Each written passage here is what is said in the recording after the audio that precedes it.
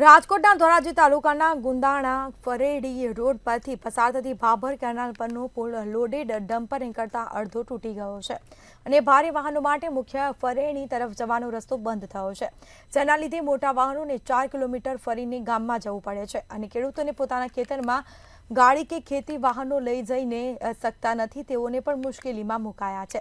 ત્યારે તાત્કાલિક આ કેનાલ ઉપરનો પુલ બનાવવામાં આવે તેવી ખેડૂતોએ માંગ કરી છે।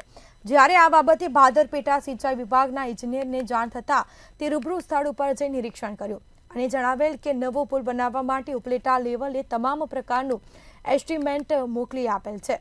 આગામી શિયાળુ પિયત પૂરી થયા બાદ નવા પુલની કામગીરી શરૂ કરવામાં આવશે।